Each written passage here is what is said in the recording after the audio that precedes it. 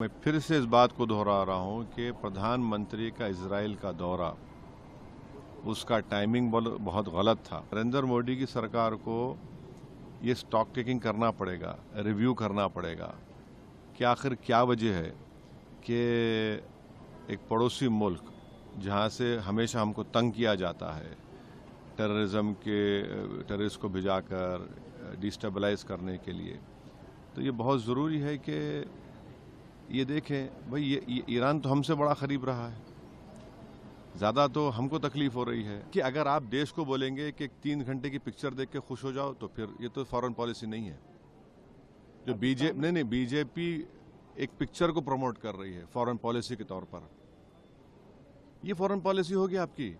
ये आपकी internal security और एक्सटर्नल थ्रेट को रोकने की पॉलिसी? पिक्चर देखो और खुश हो जाओ। देखिए, ये बड़ा डेलिकेट सीज फायर हुआ है और हमारा मानना यह है कि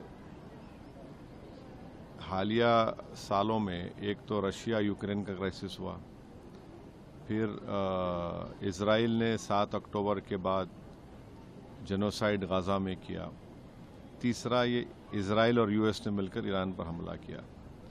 इन तीनों को आप देखेंगे तो भारत एक ग्लोबल साउथ की एक बहुत बड़ी आवाज़ है और भारत हमेशा सबसे ताल्लुकात अच्छे रखकर भी जहां पर अमन की बात आती थी वो एक तारीखी रोल हमने अदा करते आए हैं। मगर मैं फिर से इस बात को दोहरा रहा हूं कि प्रधानमंत्री का इजराइल का दौरा, उसका टाइमिंग बहुत गलत था।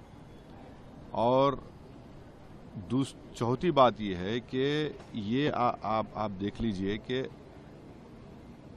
इनको रिव्यू करना पड़ेगा। हम तो हमेशा इम्पार्शल रहे और हम में इतनी एबिलिटी थी कि हम दो ममालिक अगर जंग कर रहे तो उनको बिठाकर हम बात कराते थे बगैर किसी का साइड लिए।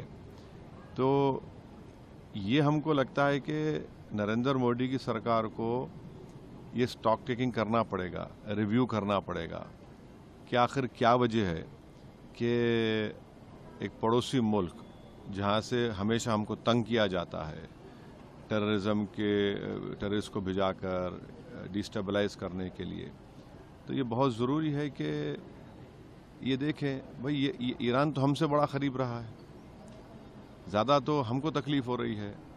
स्ट्रेट ऑफ हॉर्मुज़ है, वहाँ से नहीं आ रहे हैं, गैस नहीं आ रहा हमारे पास। तो सीज़फायर हुआ है, तो उम्मीद करते हैं कि जो एनर्जी क्राइसिस आज देश में है वो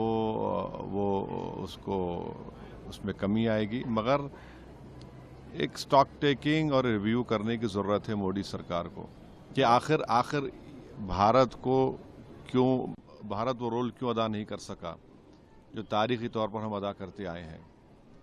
और प्रधानमंत्री क्यों गए इजराइल को, और जबकि नेतन्याहू को भारत आना था, वहाँ पर प्रधानमंत्री जाकर जो मैसेज गया है कि हम उनके साथ खड़े हैं। फिर बाद में हमला हुआ, उसके 5 दिन के बाद हम लोग कंडोलेंस दिए। तो ये सब चीज़ों का उम्मीद कर दे कि ये सरकार इसका रिव्यू करेगी, स्टॉक टेकिंग करेगी, आखिर ये क्यों हो रहा है। देखिए, अगर आप देश को बोलेंगे कि 3 घंटे की पिक्चर देख के खुश हो जाओ, तो फिर ये तो फॉरेन पॉलिसी नहीं है। जो बीजेपी एक पिक्चर को प्रमोट कर रही है फॉरेन पॉलिसी के तौर पर, ये फॉरेन पॉलिसी होगी आपकी? ये आपकी इंटरनल सिक्योरिटी और एक्सटर्नल थ्रेट को रोकने की पॉलिसी? पिक्चर देखो और खुश हो जाओ। तो ये नहीं कर रहा है उसकी बात कर रहे हैं या बीजेपी नहीं, अब अक्लमंद को इशारा काफी है। मैं ये कह रहा हूं कि ये रोल भारत को अदा करना चाहिए था और अब वक्त आ चुका है कि हम हमारे स्ट्रेटेजिक रिजर्व्स जो है, अगर आप रिजर्व्स मिला लिए, ओएमसी के साथ मिलाए तो 70 दिन के हैं, मगर हमारे पास गैस के रिजर्व्स नहीं है। हमको गैस के रिजर्व्स क्रिएट करना पड़ेगा।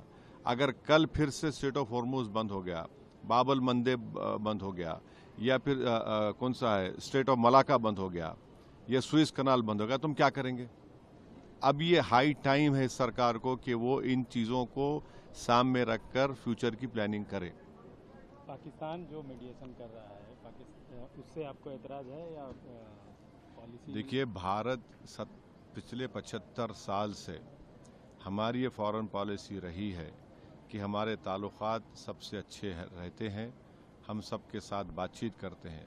मगर वो 70 साल की पॉलिसी में आज फ़र्क आया है और जब चेंज आया है तो उसको पार्लियामेंट में बहस होनी चाहिए थी। पार्लियामेंट में बहस नहीं हुई है। हम दुनिया के सामने ये दिख रहा है कि हम इजराइल के साथ खड़े हैं।